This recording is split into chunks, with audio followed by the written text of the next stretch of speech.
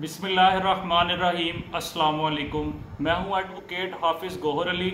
आज का जो सवालात हमने कवर किए हैं वो लॉ गैट के दोस्तों के लिए भी बहुत ज़रूरी हैं और पाकिस्तानियों की रहनुमाई के लिए भी।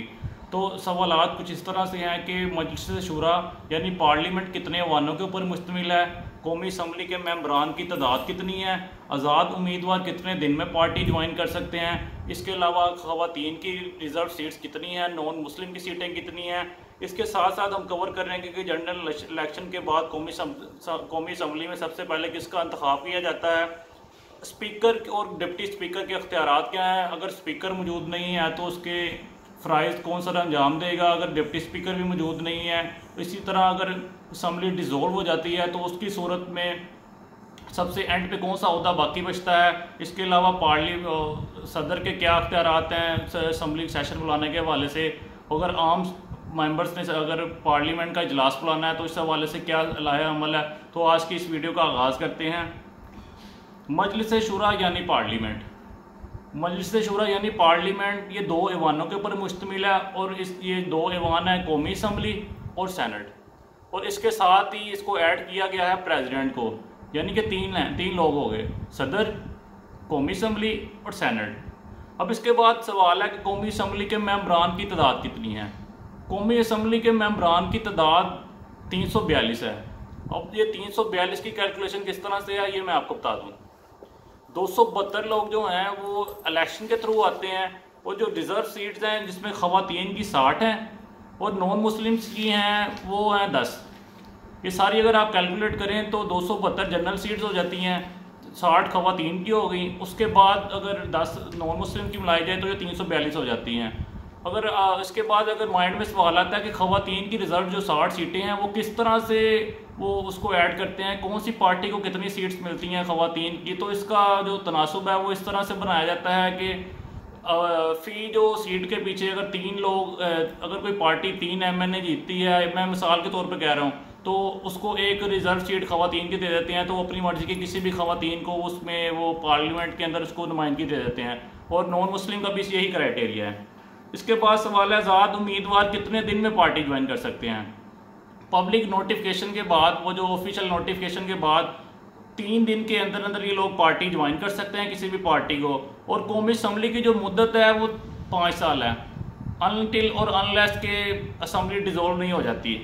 जनरल असम्बली के इलेक्शन के बाद कौमी असम्बली में सबसे पहले जो इंतखाब होता है वो स्पीकर का होता है। स्पीकर सबसे पहले उसका जो पुराना स्पीकर होता है वो आने वाले स्पीकर का इंतखाब उसका वो हलफ लेता है, उसके बाद वो जो नया स्पीकर होता है वो फिर सबसे आगे हलफ लेगा जो लोग इलेक्शन जीत के आते हैं। स्पीकर की गैर मौजूदगी में कौन फ़राइज़ सर अंजाम देता है। स्पीकर की गैर मौजूदगी में हमेशा डिप्टी स्पीकर को ये पावर्स हासिल हैं कि वो स्पीकर के तमाम अख्तियारात का इस्तेमाल कर सकता है।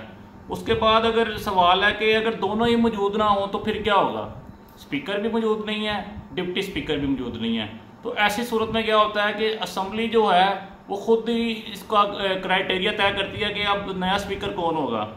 उसके बाद अगर स्पीकर की रिमूवल की रेजोल्यूशन पास हो गई है तो क्या ये इस दौरान अपने इख्तियारात का इस्तेमाल कर सकता है, तो इस दौरान स्पीकर अपने इख्तियारात का इस्तेमाल बिल्कुल भी नहीं कर सकता। और इसके बाद जो सवाल हमने कवर किया है कि स्पीकर के रिज़ाइन का तरीक़ेकार क्या है, और डिप्टी स्पीकर है अगर उसने रिज़ाइन होना है तो उसका क्या तरीका है। तो ये मैं आपको बताता चलूँ कि स्पीकर और डिप्टी स्पीकर दोनों के रिज़ाइन का तरीक़ेकार बिल्कुल मुख्तलिफ है।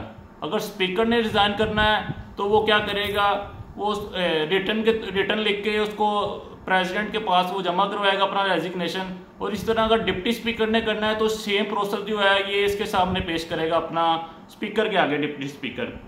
स्पीकर और डिप्टी स्पीकर का ऑफिस है वो किन सूरतों में खाली हो सकता है। स्पीकर का ऑफिस जो है वो 3 सूरतों में खाली हो सकता है, या तो वो खुद रिज़ाइन कर दे, इसके अलावा उसका जो मेंबर ऑफ असम्बली की सीट उसकी जो वो ख़त्म हो जाए, और तीसरा जो तरीक़ेकार है वो रेजोल्यूशन के थ्रू है कि उसके ख़िलाफ़ कोई अदम एतमाद की तहरीक वो आ गई है।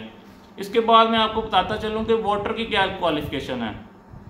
कोई बंदा अगर वोट कास्ट कौन सा बंदा जो है वो वोट कास्ट करने का अहल है, तो सबसे पहले उसकी 4 शराइत हैं। पहली शराइत यह है कि वो पाकिस्तान का शहरी हो, 18 साल का होना चाहिए, उसका नाम वोटर लिस्ट में दर्ज होना चाहिए, और चौथा ये है कि वो पागल ना हो। अगर इनमें से एक भी क्वालिफिकेशन पूरी नहीं होती तो ये जो बंदा है ये वोट डालने का मिजाज नहीं रखता है, इसका हक नहीं रखता। इजलास बुलाने के हवाले से अब सदर के अख्तियारात के ऊपर बात करता हूँ। इजलास बुलाने के हवाले से सदर जो है वो टाइमली कभी भी ज्वाइंट सेशन भी बुला सकता है। सदर के पास ये स्पेशल पावर है, इसको प्रिविलेज हासिल है, वो कभी भी सेशन बुला सकता है, चाहे वो सिंगल किसी हाउस का सेशन बुला ले या ज्वाइंट सेशन बुला ले। और कम से कम सेशन का जो कम से कम सेशन कितने होने चाहिए पार्लियामेंट कौमी असम्बली के, तो वो मैं आपको बताता चलूँ कि कम से कम 3 सेशन होना चाहिए, लेकिन इसके दरमियानी वक्फा जो है वो 120 दिन से ज़्यादा नहीं होना चाहिए। और हर साल 130 दिन तक इजलास बुलाया जा सकता है। बाकी मैं बुरहान का कौमी सेशन बुलाने का तरीक़ेकार मैं आपको बता दूँ। अगर कोई बंदा प्रेसिडेंट तो सिर्फ एक ही होता है, अगर बाकी लोगों ने कोई इजलास बुलाना चाह रहे हैं तो उसका क्या तरीक़ेकार है, तो वो अकेले बंदे के ऊपर डिपेंड नहीं करता कि वो इजलास बुला ले।